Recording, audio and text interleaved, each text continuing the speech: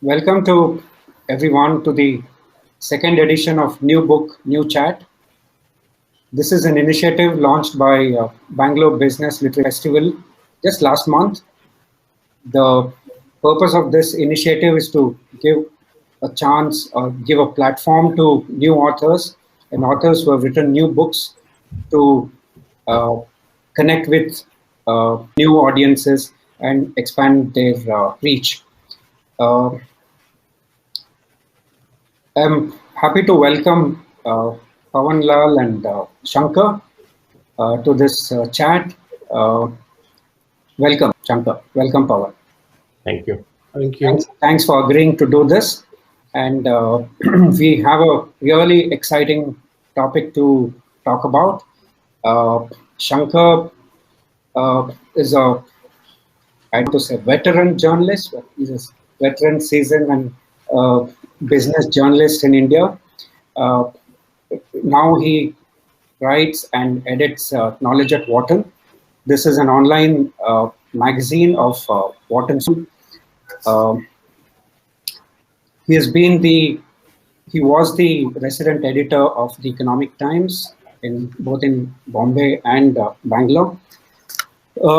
Shankar's claim to fame is that he broke a really big scandal in UTI with the Unit Trust of India. We don't remember that much because it was huge earlier. And this story led to reforms in the mutual fund industry. What else?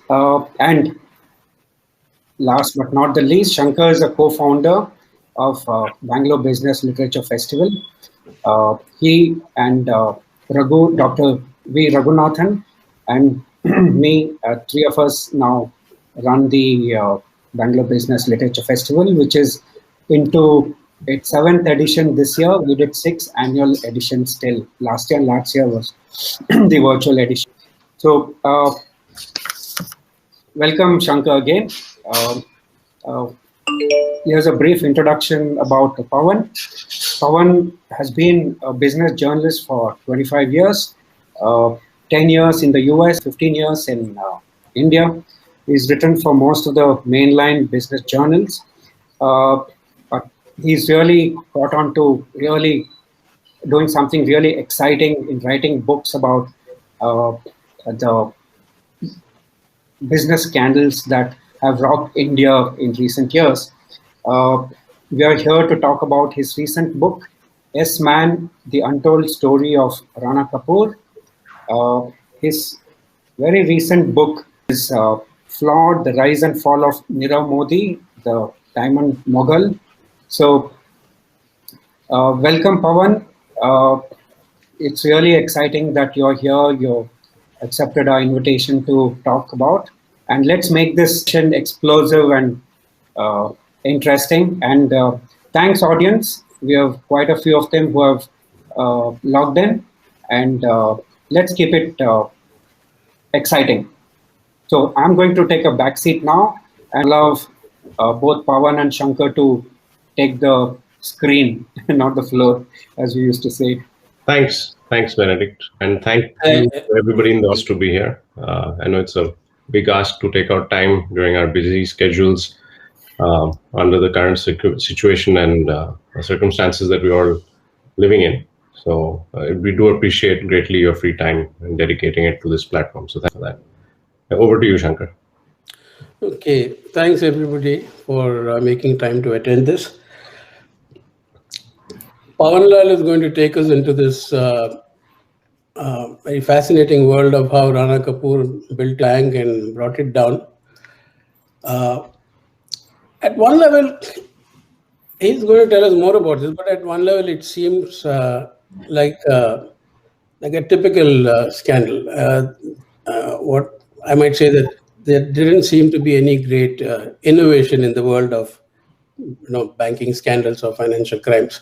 He was a guy who built his bank, raised a lot of money. It was successful. It grew at more than 30% per annum. That was a blistering pace for a bank. Of course, it was a relatively new bank. So there was a small base, but then over time, he led the bank to make some very bad decisions in investing, making loans to companies that would not uh, pay them back, and they resulted in non-performing assets. He used the bank's funds to fatten his own family wealth. All along, it seemed like nobody was watching, or regulators were watching, but they did not understand what was happening, or they turned a blind eye to it. Pawan, what exactly happened? If you could just briefly tell us about. Yeah, so I mean, Pavan, just a short. I forgot to thank two very important entities, uh, which is Airmeet, which is a technology partner, and KLib. KLib is a corporate library, which is a library partner. Over to you. Sorry for the interruption. if you look at Yes Bank, it started off as a fairly legitimate operation, and that was over a decade ago when its key founders were still in place. And by that, I refer to Kapoor along with Rana Kapoor. The earliest founder, of course, was Harkirat Singh, as history has shown us. And this bank was basically started as a financial entity that would have a strong focus on agribusiness and related agricultural focus areas.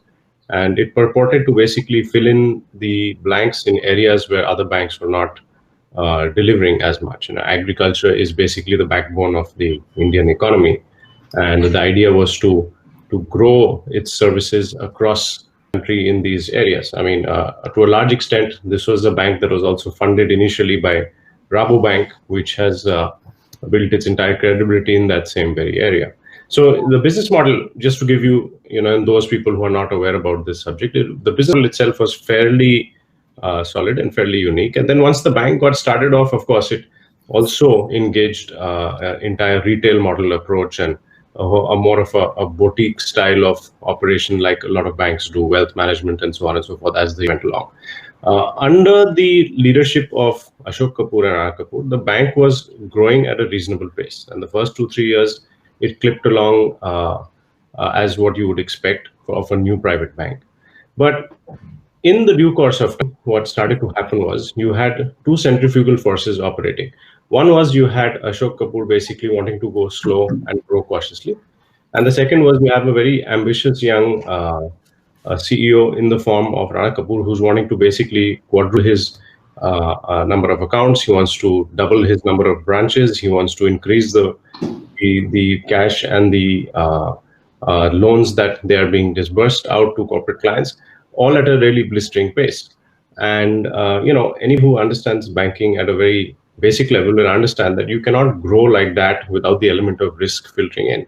So to cut a long story short, you have a situation where the key founder, Ashok Kapoor, who is the senior gentleman, tragically is assassinated, or rather shot, while there's a terrorist attack happening in the Taj Hotel.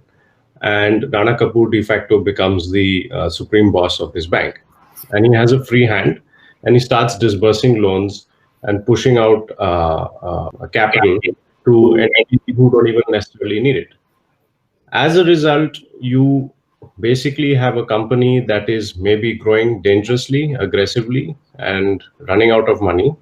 And in the due course of time, as you see the NFS issue tip over about 2 years ago, roughly, that basically opens a can of worms where you have a bunch of NPAs that are exposed, a number of large loans that have been made to large operations. And once the investigation starts, it starts to unravel, and you basically start to realize that most of these entities that have been subjected to getting funds through fraudulent means or for means that are not justified have been emanating from Yes. So whether it's a Cox and Kings, whether it's a DHFL, etc., etc., etc. At that point in time, you basically have Yes Bank, which has run out of cash, and it's come under the scrutiny of the RBI. Of course, all the while, asset quality has been reviewed by the RBI, and they are finding that there are problems. But for some reason, the whistle has not been blown.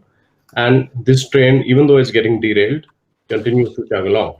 So this is the the situation and the debacle that Yes Bank finds itself in, when ultimately, about a year or so ago, the bank runs out of cash, there's a run on the bank, and it makes headlines. And we have the founder who basically is arrested, well, co-founder, and he's sitting in jail. And then drilling down starts, and we start to realize, as almost always we do in corporate history in India, we rewind and we realize that, okay, these were all the telltale signs, and this is what happened. There was a lapse in governance and lapse in lending norms, and too aggressive in terms of front companies, etc., etc., etc. So that's a very, very short and very high-level overview for you, Shankar, and for the rest of our guests.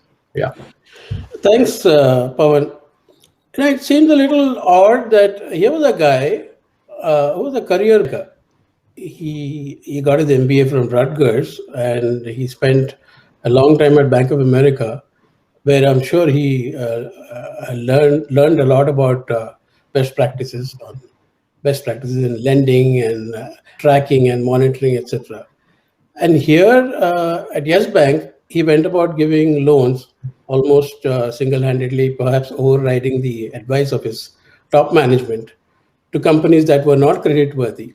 And as those loans began going bad, he either tried to cover them up or evergreen those loans, which is making further more loans to help those borrowers pay back their original loans. And this kept happening. It's almost like although it's not a Ponzi scheme, something kind of like a Ponzi to that.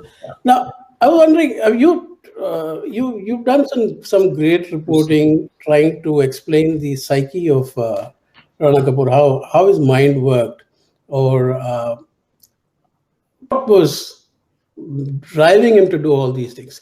I mean, it seems like, how do you explain this? How does somebody who knows so much about good banking practices get into this kind of right, especially when he has a personal stake he has to protect his own shareholding in the company, in the bank? So I think there's two things at work over here. For starters, he doesn't have a counterbalancing force within the corporation. Somebody who he considers a peer group equal, or a management equal or senior. And I've said this before, but I think if you look at most large corporations, it's almost never run by just one person. Most large, very successful corporations are run by two very senior people, or founders and co-founders or CEOs, or you'll have an alpha and then you'll have a junior alpha backing him. And that's typically how they weigh and counter balance out each other's potentially wrong decisions. I mean, if you look at say, for example, RIL, right? You have a Mukesh Ambani, but you have him firmly being backed by a Manoj Modi, who also is the one executing a lot of the group strategy. You have a Ratan Tata erstwhile in the Tata group, and you would have had a R. Krishna Kumar. If you look at Warren Buffett, you would have had a Berkshire Hathaway with a Warren Buffett and a Charlie Munger, and so on and so forth. I think this was potentially the case at Yes Bank, where you had Ashok Kapoor, the co-brother-in-law of Rana Kapoor and also an early founder. And they both seem to have been managing the early years of the bank in some sort of a balanced manner, with the older banker giving Rana Kapoor perhaps the guidance that he needed. I mean, you got to also factor in the point that despite, to your question, Rana Kapoor being a seasoned banker, he was also very ambitious. He also came from a background that was not necessarily industrial or a business background. His father was a pilot in Air India. He was not running large corporations. And finally, when he had arrived in Mumbai, which is where everybody comes to chart out a corporate future, he saw the sky as the limit. You also have to take into account his generation grew up at a time where movies like cult classics like Wall Street with Michael Douglas embodied the whole good corporate culture, and success is the ultimate limit. And maybe some of that may have had an overarching influence on Rana Kapoor. There's also certainly, your own inner compass when it comes to doing right and wrong, and why you're willing to break the rules when it comes to a company that you're running, which come into play, right? And so if you look at most first-generation entrepreneurs, they're excessively wild risk takers, and they're also excessively intuitive and intelligent at picking out the right opportunities. And somewhere you hope that, of course, they know when to hit the brakes. And for some reason, in Rana Kapoor's case, those brakes seem to have failed. And I'm not going to speculate and lean into some sort of a theory as to exactly why it happened, but I would venture to say it's a combination of at least a few things, which is he didn't have a strong succession plan in place, which came from his own family. There was an absence of a strong counter-intuitive management force within his group, and somewhere it's possible that success made him lose his own balance. Thanks, Pavan. Now, in all these settings, you did not mention this. I think in all these settings, you have typically in today's day and age whistleblowers. You have regulators. You have watchdogs, including some watchdogs in the media, like investigative journalists. What were they all doing? You had the founder, the person who died, Ashok Kapoor, his daughter, Shagun Gogia, writing multiple letters to the Reserve Bank of India and the Securities and Exchange Board of India, SEBI. And I'm sure she also wrote letters to the Ministry of Finance. So there were enough red flags. It was not like this was undercover. And also, there were so many telltale signs of somebody really exceeding his brief, so to speak, his high-profile lifestyle, the lavish parties. Perhaps I'm beginning to think that perhaps when he's at that time when he saw around him so many big industrial houses like the SRs or Bhushan's, etc., taking large amounts of loans and not paying them back, shortchanging investors, shortchanging banks, and apparently seeming to get away with all that. That perhaps may have emboldened him, saying that, and he may have said that, oh, in India this works. So was that arrogance part of his business model? And also his belief, as you say in his book, that somehow he could use his charm or his unique ways to collect on his debts. Yeah, well, so I mean, definitely, I think it becomes a bit of a problem when a corporate leader banks on a couple of different things. One is the existing culture, the landscape in that particular era, and they start to assume that that culture is going to be good for them because it's been good for corporations that have done the same thing before them. And I think maybe some of that was possibly changing. The sand was shifting below his very feet, and maybe he realized that was happening. You've had a new administration come into the country about 6, 7, 8 years ago, and the rules started changing, your regulations started changing, your RBI reviews started changing, and it's quite possible that based on the trends that he had experienced and worked in the industry before that, and he had been able to quote unquote manage everything, he figured he'd be able to manage it as well in the future. I think there's also a definite sense that your success does breed arrogance for sure, and we've seen that happen multiple times. I mean, most business leaders are usually brought down by a mix or cocktail of arrogance and 2-3 other ingredients.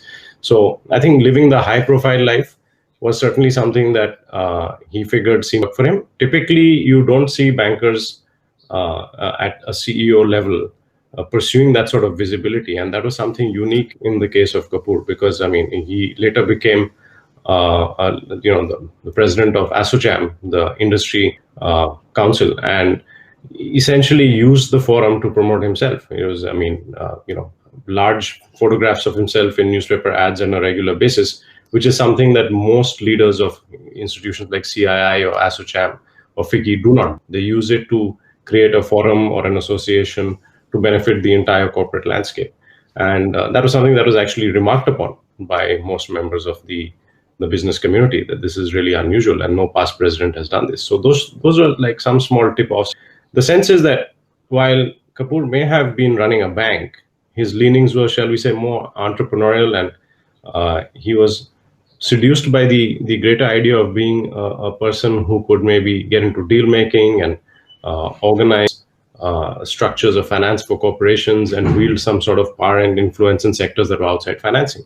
I think the tragic irony is that had he just done what he was supposed to do, which is focus on his core expertise, which is growing the book and growing the integrity and honesty and step by step, and over a period of 15 or 20 years, he would have probably been at the stage today where other private banks, like say for example Kotak Bank or somebody else, is by just being slow and steady and and keeping his eye on the ball. There should have certainly been, I think, more reaction by the media at large. I think maybe that's something we're all guilty of, of not catching the crime before it happens and not nipping it in the bud. I'm not going to pretend to have a cure-all formula for that, but yes, Shagun Kapoor Gogia's letters to the RBI and regulators, I think as many as 20, she told me when I spoke to her, was certainly nothing short of a travesty, in the sense that, here is the heiress and the daughter of one of the founder promoters of a bank, and all she's asking for is a rightful seat at the board.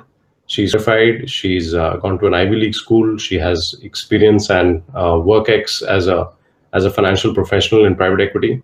And here you have her own uncle denying her that right and systematically squeezing her out of the system. So that really is actually the tipping point, and when the glare and scrutiny started focusing more and more on the bank and Kapoor's style of operation in the whole institution, ironically again. Now, how much before, how early did Shagun Gogia raise these red flags before it became public? Raised them just a few. She actually waited for a couple of years after her father was shot. And the reason she did that, or maybe even more, maybe 3 or 4 years. And the reason that was the case was because for the first few months, she was led to believe in her conversations with Kapoor that she would be given her right position and things would be sorted out, to just be patient. It will be managed, it will be sorted out, it will be taken care of. And I think after a couple of 3 years, when she realized that's not happening, and after her repeated letters were getting no responses, she decides to then find go legal after a physical meeting where Kapoor goes and visits her and her mother. And he uses an expletive, right? Saying, he actually, well, what happens is, and I know Benedict wants us to be explosive, but I'm not going to too much, but essentially, they request a final meeting, and he goes across to their home in Mumbai. And that happens because Shagun Kapoor has written a fairly firm letter to him saying that she's going to flag these issues to the regulators and so on and so forth. He looks at her as he walks in and in very, very crass and abrupt language, questions who she is, as you say, using an expletive, which totally takes everybody in that home by shock. And he proceeds to listen to them. And, I think at that point, you really get to see who the real Rana Kapoor is, because he's so convinced about his own position. He actually tells them, supposedly, that, you go to whichever lawyer you want, you pick whoever you want, there's no way you're going to win this, and I'm going to keep you out of it. And that no lawyer would pick up your case. That's right. That's right. Yeah. Now, which, by the way, most lawyers actually did turn Shagun Kapoor Gogia down, tragically. I am led to believe that a large number of lawyers in the system, in the white-collar corporate system, actually turned her down because of the fact that Yes Bank was a large financial institution. They stood to lose if they had business to gain from such a bank. If there's a merger, if there's an acquisition, if there's a large public rights issue, you're going to get business from these guys. And if you go ahead and take them on the other side, there's going to be retribution and you won't get business. So sadly, she wasn't, she was on the defensive at that point in time. But she got help, and of course, the rest, as they say, is history.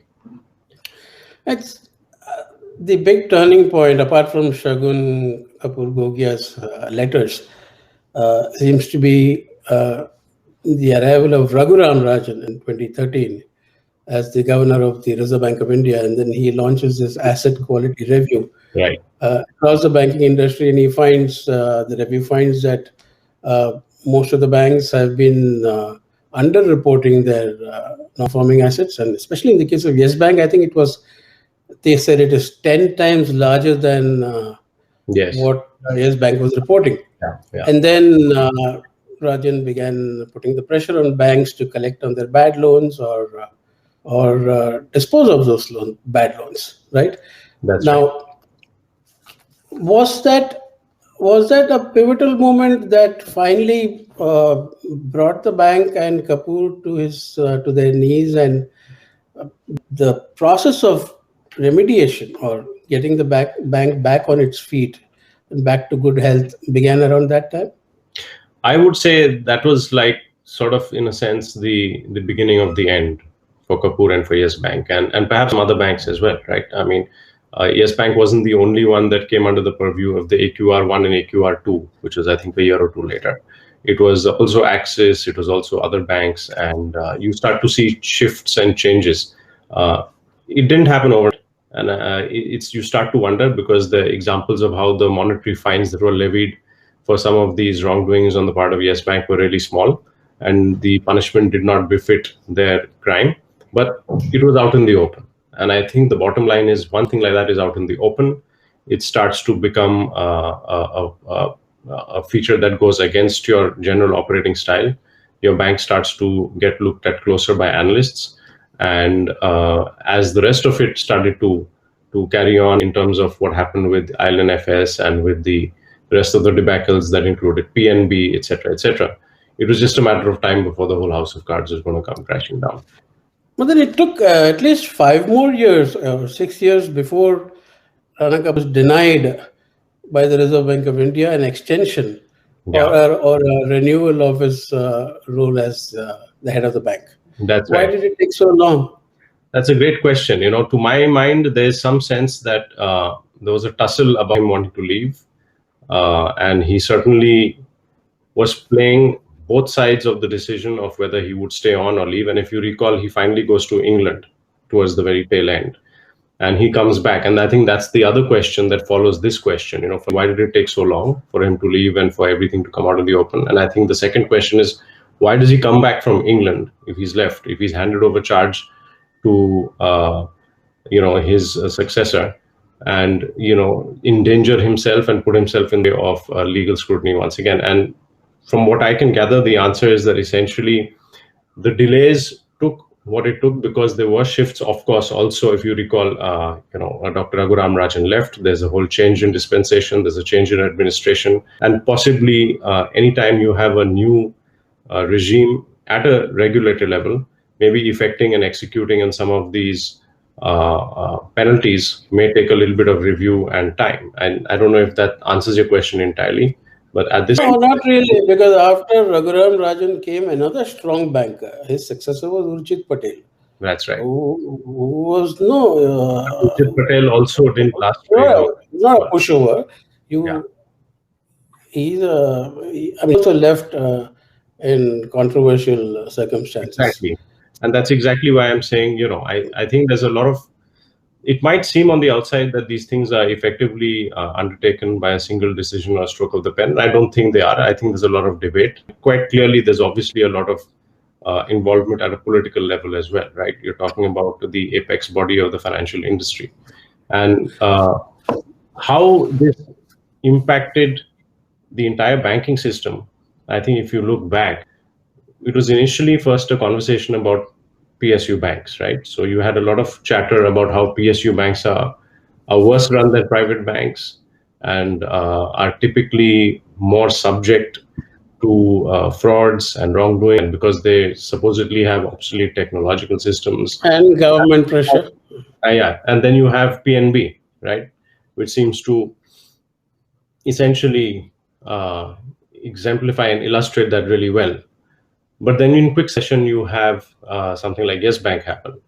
And I think, there's also some amount of debate happening as to if you effectively shut down a bank or if you crack down too hard, where does that leave policies that are currently in place? Where does that leave shareholders? Where does that leave the retail investor? Where does that leave thousands of employees? Not to mention account holders, right? And I think a lot of that deliberation perhaps just takes too much time.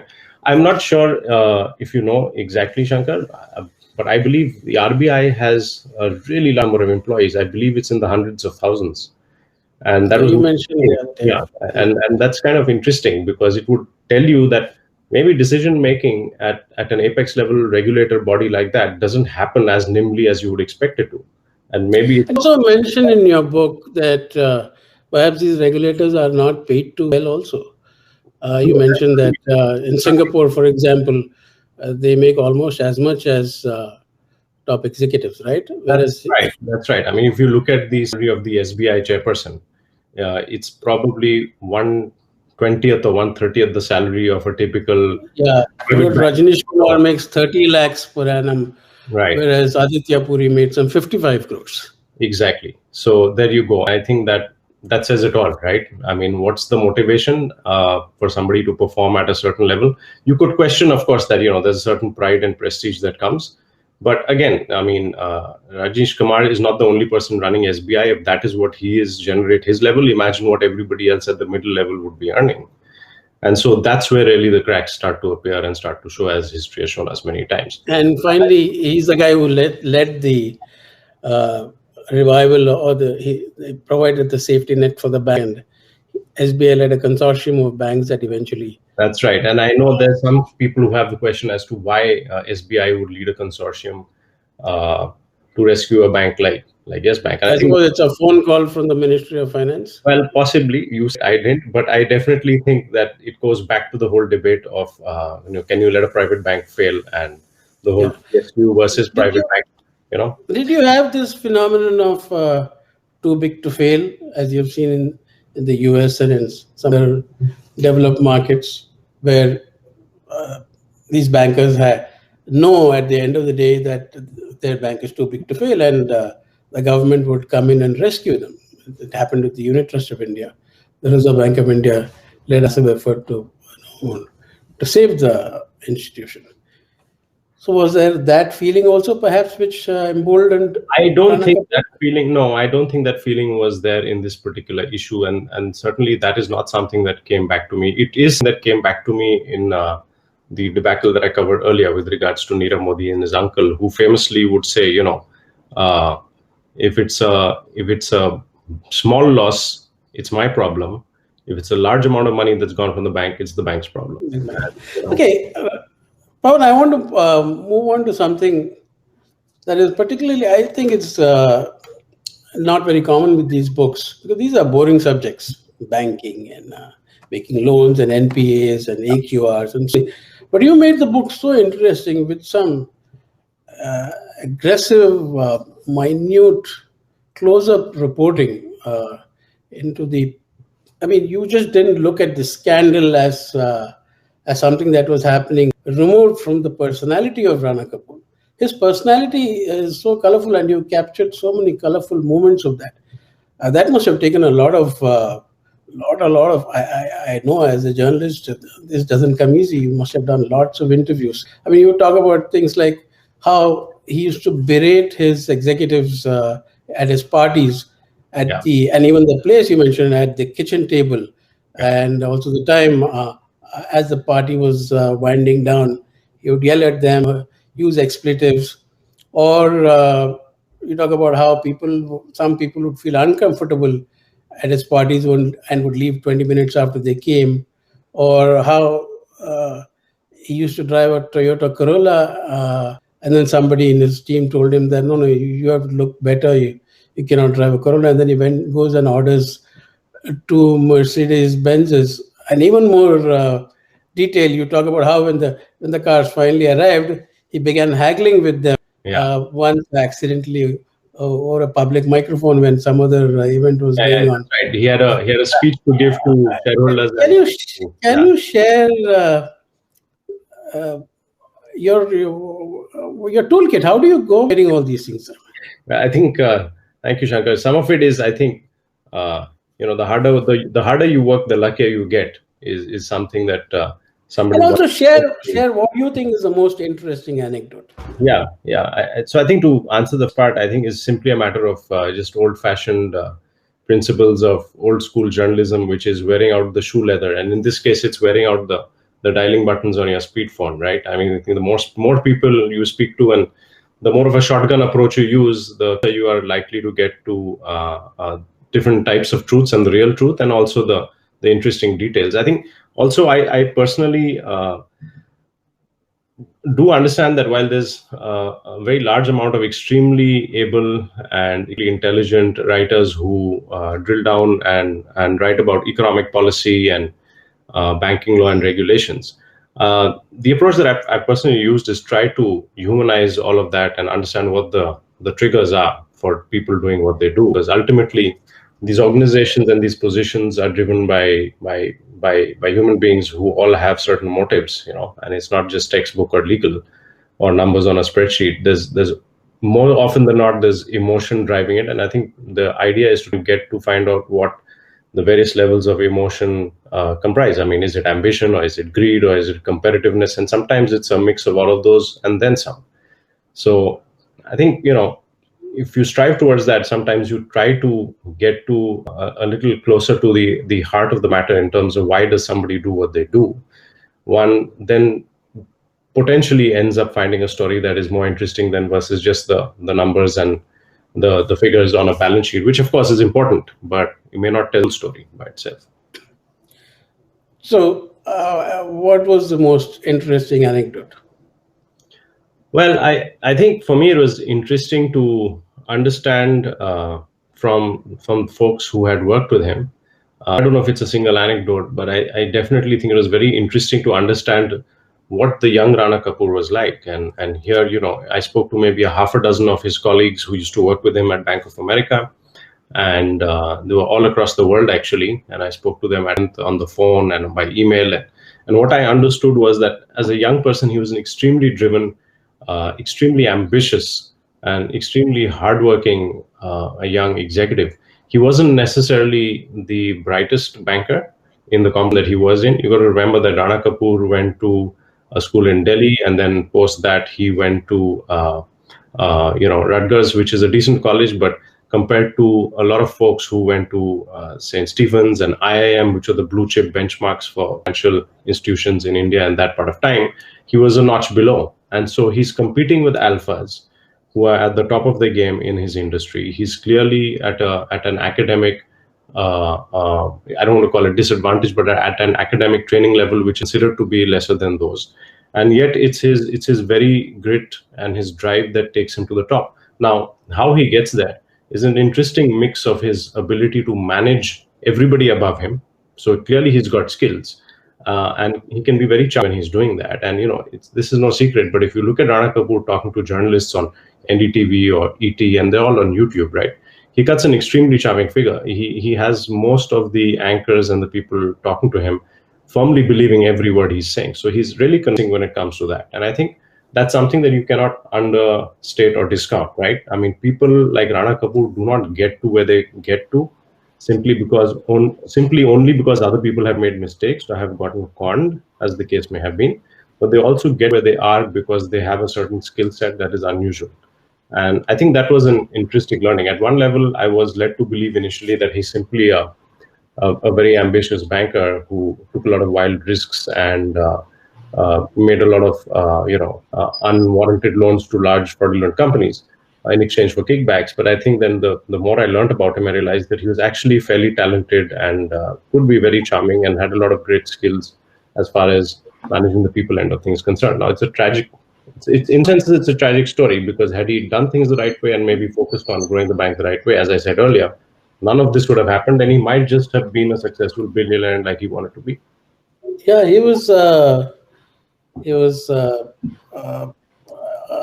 the right strategies for a modern bank, investing in technology, opening thousands of ATMs, and I think he opened. Yes Bank had nearly as many as Kotak Mahindra. Yeah. His model perhaps was HDFC Bank and ICICI Bank, as you mentioned. Now, I want to know, Rana Kapoor is now in jail for the past 1 year. That's right. And we don't even have... Actually, yeah. Yeah, we don't have a sentence as yet. He's not even sentenced. The investigation is still going on. But apart from... And he's almost down to his last few lakhs of rupees, as you say. He probably won't even be able to pay his lawyer's fees. Yeah. What is the cost that others have paid? Depositors, shareholders? Yeah, I mean, you look at the stock price, I think it's down by over 90% from its peak, right? And I think a lot of retirees, a lot of investors, employees who must have been given bonuses and stock options, all of those people, I mean, the price that they pay is unfathomable. I mean, I mentioned in the book at one stage that I'm walking into a branch in Bandra, and there are actually senior people over there who cannot cash out their money, which is needed for a family illness, which is, again, this is a travesty. At one level, we talk about being a nation where we have rules and regulations, and we are progressing, but at another you have a very legitimate institution in an industry that is perhaps the most highly regulated in this country, right? I don't know how many regulators, the RBI and SEBI and et cetera, et cetera, et cetera.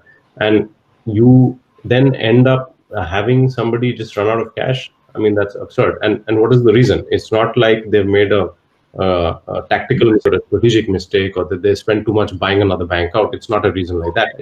In other words, it's not a bad business decision. It's out and out corruption.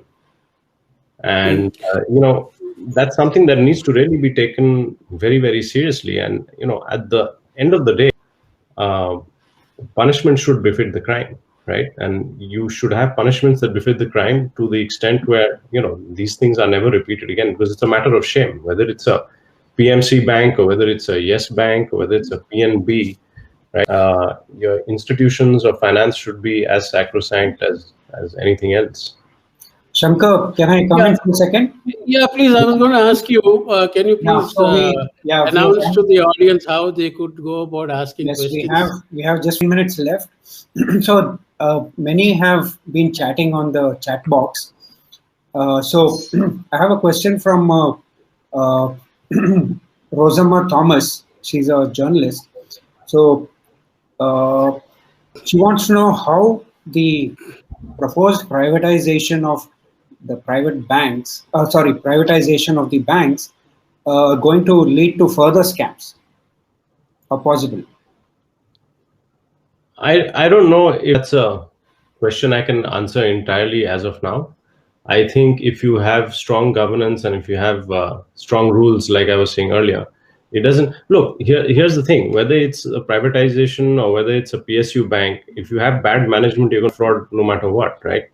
So there's no golden formula that suggests that just because you privatize it, it will be fraudulent or it won't be fraudulent. The idea is who is it being privatized by? So if it is being privatized by a fraudulent organization, you are likely to have fraud. If it is being privatized by a company that has very strong principles of governance and very strong directorships, the chances are likely that this is going to be a institution of integrity.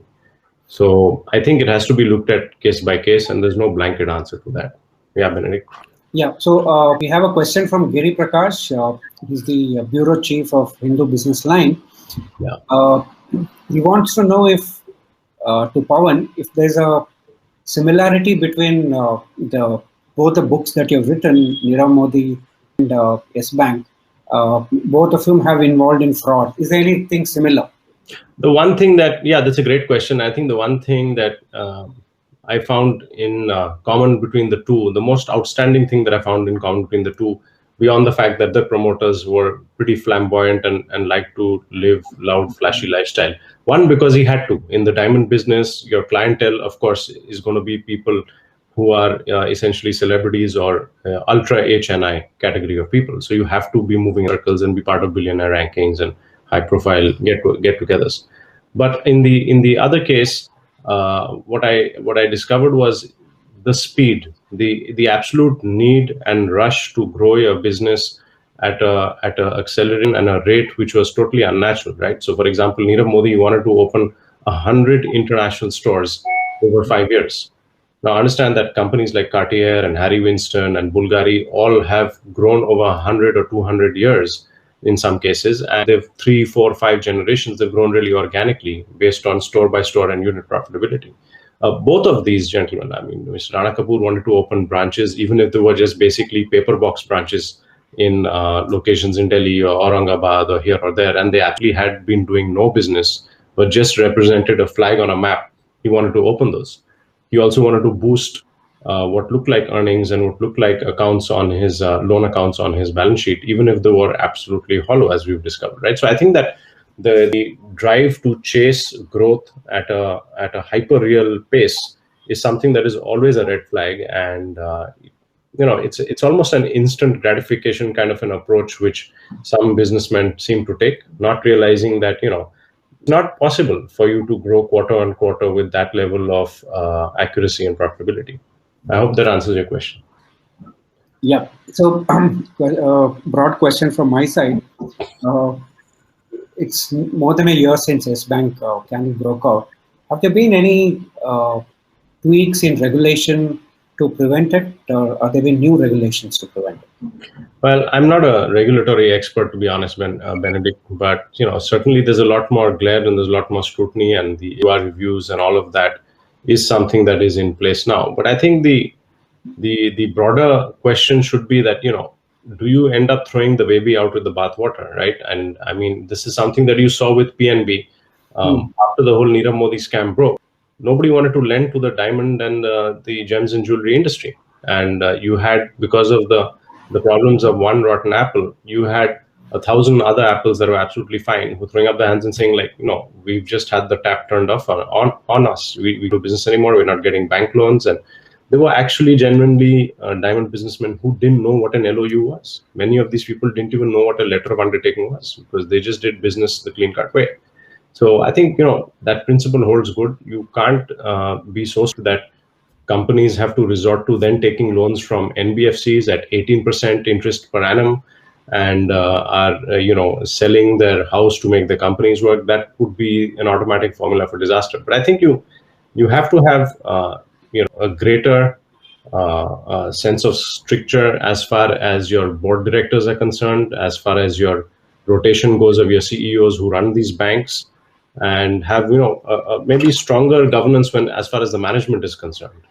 So what's your sense? How many more scandals are waiting to be? I hope not too many, Benedict. Let's be positive, right? I mean, somebody asked me earlier today, what's the next scam that you're going to write about? And I said, hopefully it won't be scam. It'll be a positive story emerging from India. It'll be something about a terrific company that was built, or a terrific growth story that we're kind of chronicling. There's a lot of good in this country, and there's a lot of genuine business stories, and I think those are what we should also keep in mind. You can't look at the glass half empty, right? But half the private sector, small private sector banks have too many ethical and governance challenges already, and promoter conflicts. So, I mean, there has to be a way where, either the story is broken or the regulatory thing becomes stronger. Well, I mean, some people are of view that bankers in India, most of them don't know how to lend too well, and business, which is driven by crony capitalism, is a side effect of that, right? And so, all I can say is that I'm optimistic that is going to change with incidents like Yes Bank and PNB and Nirav Modi and all the other half dozen blow-ups that we've had in the last 2-3 years. Hopefully that is something that is going to create a change in the system, and bankers as well as corporations be cautious both about taking and about giving money. Now, Pavan, you talk about you have hope that we probably won't have many more big banking scandals, and I don't know where that hope comes from. In fact, I see more danger signs. You have technology being invested so much in the banking system. Technology, not just in terms of EMs or whatever, but in terms of credit appraisal, monitoring, governance. You're going to have so much more opacity in how regulators can peer through all that and try to understand what exactly is happening. Like I said earlier, Rana Kapoor's playbook seemed to be pretty old-fashioned. He was not particularly innovative in the type of scams he was doing. Don't you think there is a good risk now that there's so much more technology coming in, and perhaps the regulators have to now be prepared for the next kind of scandal, which might be led by, say, artificial intelligence or algorithmic trading, or any of those?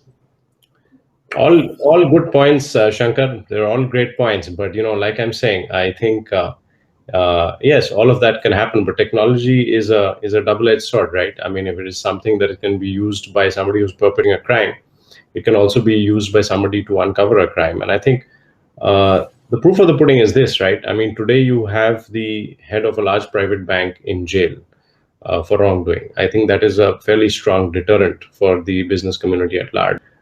You have the very strong likelihood of two other industrialists. Well, one industrialist and then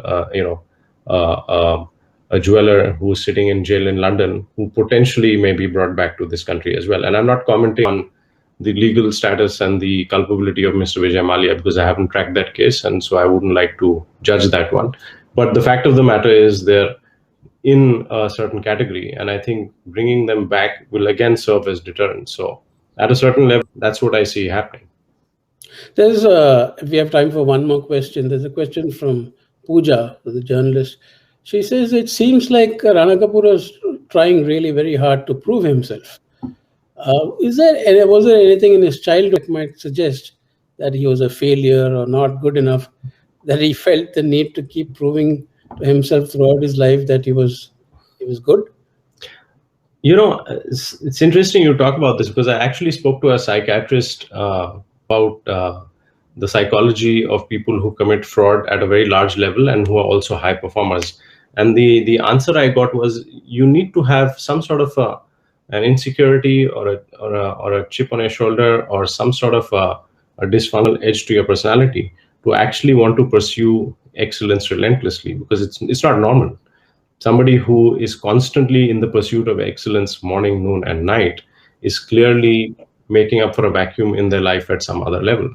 And it is, in some sense, maybe a form of escapism. So as far as his childhood was concerned, like I said, he came from a background where he was not belonging to a business family. His father was an aviation professional. He was a pilot with Air India, I believe.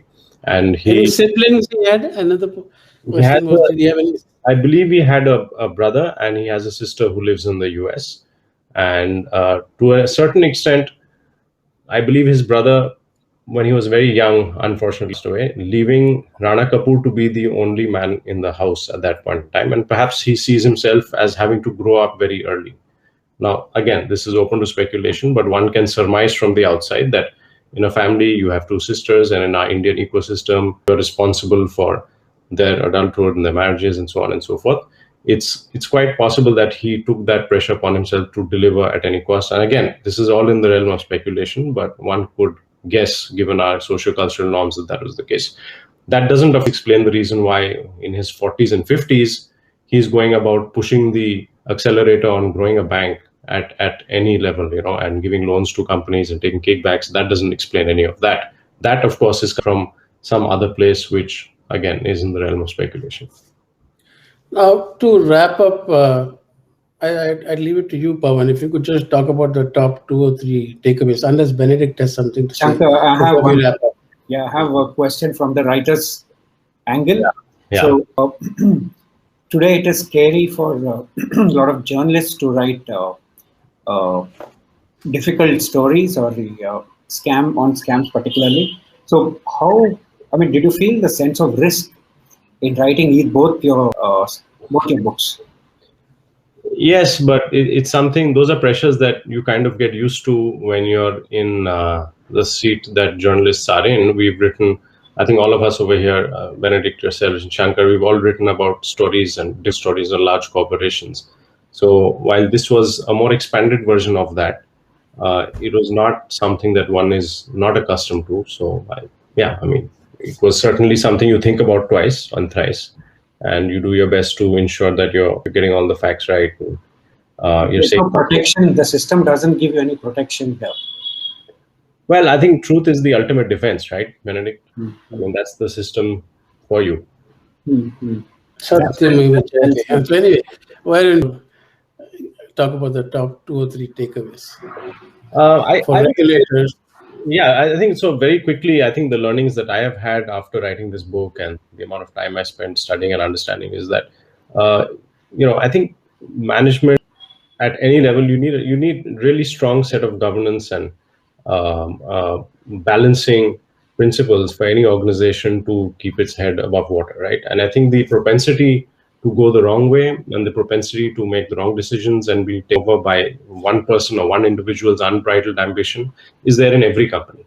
Every large company which is more than $1 billion and scale, size, has finance, if there's a concentration of too much power in one pair of hands, it can be extremely difficult to balance that out. I'm not saying it's impossible, but so that's one big takeaway. I think the other one is that sometimes tough circumstances just create, the crossroads for a company to which may seem very, very difficult from the direction that it started. I mean, today my sense is that despite the fact that there was a lot of tension between Ashok Kapoor and Rana Kapoor in the years preceding his death, he was still a balancing factor. And if he, had not been shot, might have been very different for a much longer time, and they may have eventually then reverted back to how they did, with Rana Kapoor taking control and doing the things that he did. But for maybe But at least 5-10 years, it would have been different. Even before he died, Ashok Kapoor did not go public with his concerns. You write in your book about how somebody met him at some club and he seemed particularly uncomfortable talking about. He was certainly miffed, Shankar. He was certainly miffed, but I don't think it had gotten to the point where unbridled decision making that was verging on corruption was happening. I think it was happening. It was starting to happen, and maybe the envelope was being pushed, but I don't think the envelopes were being flung out left, right, and center. I don't think it had gotten to that stage, is what I understand. If you see the acceleration after Ashok Kapoor's passing, right? A, of the loan book, and B, of the manner in which Rana Kapoor orchestrates his affairs, it's quite clear. It's quite clear. Dramatic growth in the year. It's a dramatic. In fact, very year after his passing. Yeah, absolutely. And so that tells you, right? So I think that was another takeaway. And I think the third is that regulators do know what's going on. They definitely do know what's going on. And don't ask me why they don't act much sooner, because I don't have the answer to that. I did. You have the answer, but you don't want to say it. Well, I don't know if I have the answer. So the fact is that they do know what's going on. They do know what's going on. Regulators work, they're extremely efficient and smart when they want to be. But it's just a question of putting a hammer to iron and straightening things out, as the analogy.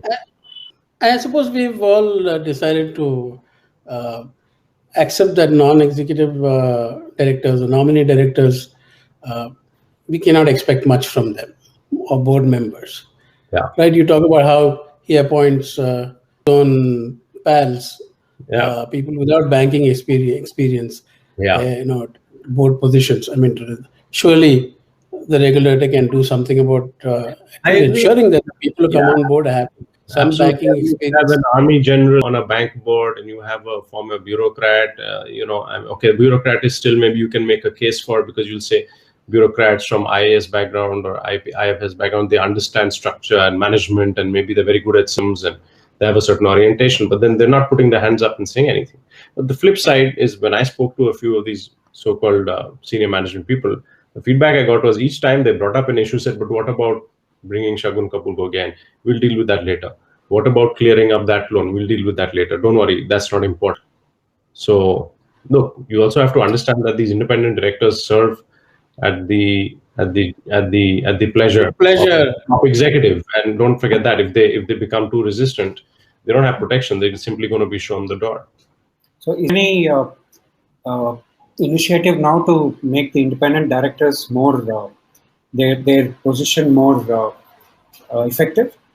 I know there's a lot of attention and a lot of conversation around it. By law, if there's any stringent procedures that have been created, I don't think as yet, but certainly there should be more focus and more attention on that. I think Sir Adrian Cadbury and his Cadbury committee has been talking about corporate governance and the role of nominee directors for well over 30 years. Yeah. And I remember interviewing him more than 30 years ago, and today the questions are still the same.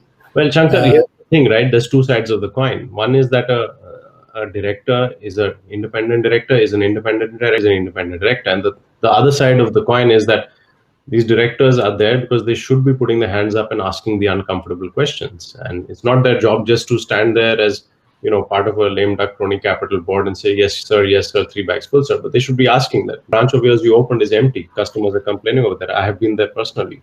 And your other branch in XYZ city is functioning even more worse. I mean, you need to shut it down. But if you ask that question, that means you don't get the guest house for your son-in-law's either that, or you don't get the VIP honeymoon in Delhi.